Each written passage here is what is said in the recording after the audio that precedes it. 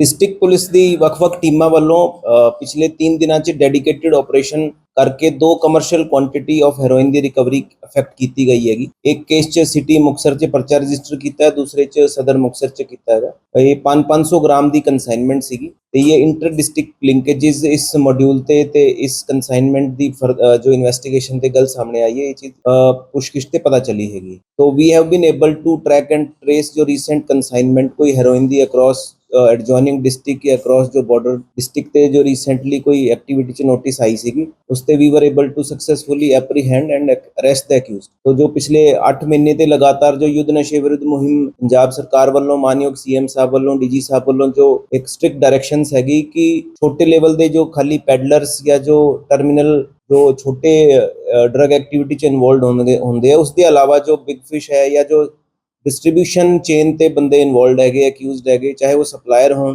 चाहे वो बड़ी कोरियर हों, तो उन्होंने क्रैकडाउन जो है डेडिकेटेड पिछले 1 महीने तो ज़्यादातर फोकस करके किया है, डिपेंडिंग की केस की बैकवर्ड लिंकेज की हैगी। तो it has been happening in the past कि our teams were able to track कि जेडे बंदे इन्वॉल्व सीगे, कुछ पुराने केसिस थे, कुछ जो फ्रैश एक्टिविटी इंटैलीजेंस बेस्ड कुछ जनरेट की, कुछ सस्पैक्ट वेरीफिकेशन ते गल पता चली।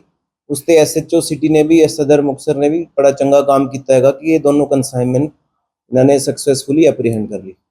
तो पहले केस च जो रिकवरी हुई है उसके एक्यूज का नाम है अभय कुमार, एक गुरदासपुर का रहने वाला है बेसिकली। तो ये इनिशियल पुछगिछ ते यही गल सामने आई है कि रिसेंटली ड्रग ट्रेड एक्टिविटी च इन्वॉल्व होया सीगा और इस पासे दी कंसाइनमेंट इन्हां दी फ्रैश एक्टिविटी च सीगी। तो सैकेंड केस च जो सदर मुक्तसर का हैगा, इस ये एक बंदा फरीदकोट का रहने वाला हैगा, दूसरा मुक्तसर का ही हैगा। तो इन्हां दी पुछगिछ जारी हैगी।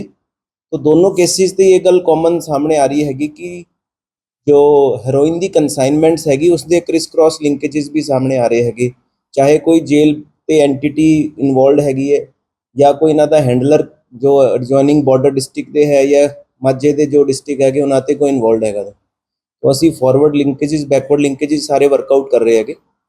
तो आई एप्रीशिएट माई टीम कि इन्होंने इस डेडिकेटेड ते पिन पॉइंटेड फोकस रखा हुआ है इन मैटर्स ते। नहीं देखो, इस केस टू केस मैं गल दस सकता, इन जनरल तो नहीं कह सकते क्योंकि मुक्तसर जेल रिलेटेड तो कोई स्पेसिफिक लिंकेज या इन्वॉल्वमेंट सामने नहीं आई।